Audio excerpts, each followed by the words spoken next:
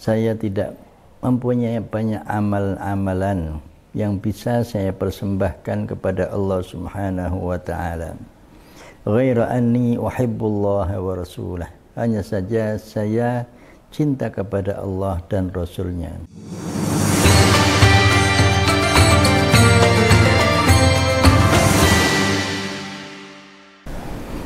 Assalamualaikum warahmatullahi wabarakatuh.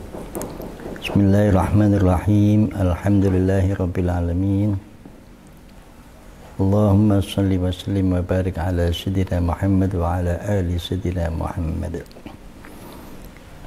Semenjak zaman para sahabat, bahwa sahabat-sahabat pun yang sering atau selalu hidup berdampingan dengan Kanjeng Nabi Muhammad sallallahu alaihi wasallam, salah satu hal yang sangat-sangat mereka inginkan adalah selalu bersama-sama dengan Rasulullah sallallahu alaihi wasallam di dunia wal akhirah.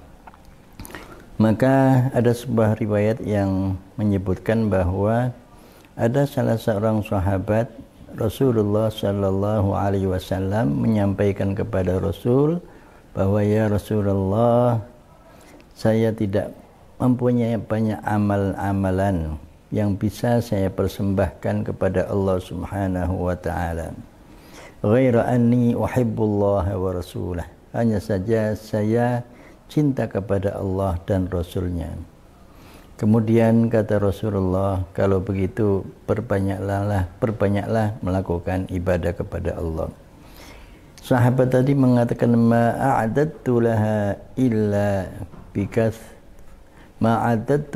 bikathratil ibadat ila Allah Ta'ala, walakin uhibbullaha wa rasulah.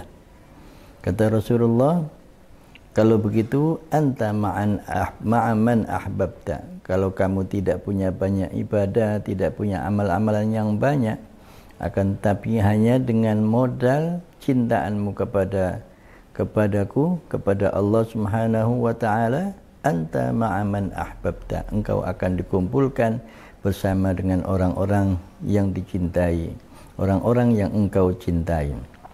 Artinya bahwa besok orang yang cinta kepada Rasulullah akan dikumpulkan bersama-sama dengan Rasulullah sallallahu alaihi wasallam.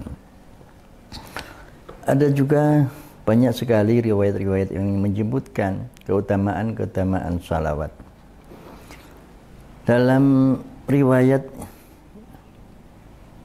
mengenai qasidah burdah, salah satu keutamaan atau fadilah salawat, di samping bahwa dia akan dikumpulkan bersama Rasulullah, dia akan mendapatkan syafaat, mendapatkan pertolongan dari Allah Subhanahu wa taala. Diceritakan bahwa sahibul burdah Al-Imam Al-Busiri, ketika beliau mengarang qasidah Al-Burdah yang dulu namanya bukan qasidah burdah tetapi namanya qasidah lamiyah, karena atau qasidah mimiyah, karena akhirnya adalah mi maulaya salli wa sallim daiman abada ala habibika khairil khalqi kulluhimi, dan seterusnya dan seterusnya.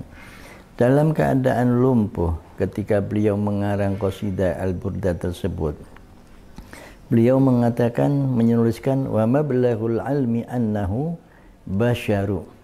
Wa mablaghul almi annahu basyaru. Beliau tidak mampu untuk meneruskan separuh atau sepenggal daripada bait yang kedua. Kemudian setelah berusaha berkali-kali untuk meneruskan separuh bait yang kedua, beliau tidak mampu. Beliau bermimpi dalam keadaan yang lumpuh. Beliau bermimpi bertemu dengan Rasulullah sallallahu alaihi wasallam. Kemudian disebutkan oleh Rasulullah, diteruskan oleh Rasulullah, wa mablaghul ilmi annahu basyaru, diteruskan wa annahu khairul khalqi kullihimi. Dan Rasulullah memberikan burdah atau selendang ataupun selimut kepada Al-Imam Al-Busiri, dan setelah itu ketika selimut itu dipakaikan oleh Rasulullah kepada Al-Imam Al-Busiri, ketika itu juga ketika beliau bangun dari tidurnya, beliau sudah bisa berdiri dan mampu untuk berjalan. Nah, ini merupakan salah satu fadilah daripada keutamaan membaca salawat kepada Rasulullah sallallahu alaihi wasallam. Rasulullah sallallahu alaihi wasallam menyebutkan bahwa man shalla alayya marratan wahida sallallahu alaihi wasallam, bahwa balasan rahmat pemberian yang diberikan oleh Allah kepada orang yang membaca salawat meskipun satu kali, itu akan dibalas berkali-kali lipat atau 10 kali lipat. Man shalla alayya marratan wahida sallallahu alaihi asyran, barang siapa yang membaca salawat satu kali maka akan dibalas menjadi 10 kali. Pembacanya 10 kali akan dibalas menjadi 100 kali. Begitupun seterusnya. Artinya bahwa ini menunjukkan keutamaan atau fadilah daripada orang-orang yang membaca salawat. Yang lebih ekstrim daripada itu, bahwa itu adalah keutamaan mengenai ketika Rasulullah sudah wujud, ketika Rasulullah sudah lahir di bumi ini. Bahkan ketika belum wujud pun, dalam satu riwayat yang diceritakan dalam kitab riwayatnya Ibnu Abi Dunya, itu disebutkan bahwa ketika Nabiullah Adam alaihissalam berada di surga dan ingin menyentuh ataupun menyapa daripada Siti Hawa setelah Siti Hawa diciptakan oleh Allah Subhanahu wa taala dan hanya ada beliau berdua, maka oleh Allah Nabi Adam tidak boleh menyentuh Siti Hawa. Oleh Allah diperintahkan agar Nabi Adam melakukan pernikahan dulu. Dan ini adalah syariat yang pertama yang diturunkan oleh Allah Subhanahu wa taala kepada umat manusia, yaitu pernikahan. Kamu boleh menyentuh tapi harus melalui pernikahan terlebih dahulu, yaitu dengan adanya akdun nikah, adanya wali, adanya 2 syahid, 2 saksi. Maka Nabi Adam dinikahkan oleh Allah dengan syahid ataupun saksi adalah para malaikat. Sebagai maharnya adalah Allah Subhanahu wa taala memerintahkan Nabi Adam untuk membaca sholawat. Nah, ini menunjukkan bahwa betapa utamanya, betapa hebatnya fadilah daripada keutamaan membaca sholawat, sampai-sampai bahwa ketika Nabi Adam pun ketika masih di surga, perintahnya adalah, maharnya adalah sholawat. Ketika Nabi Adam diturunkan ke dunia ini, masih riwayat Ibnu Abi Dunya, itu menyebutkan bahwa Nabi Adam bertawassul kepada Nabi Muhammad sallallahu alaihi wasallam.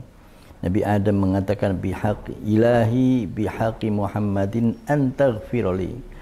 Ya Allah, dengan bertawassul kepada Nabi-Mu Nabi Muhammad, aku mohon ya Allah agar Engkau mengampuni diriku.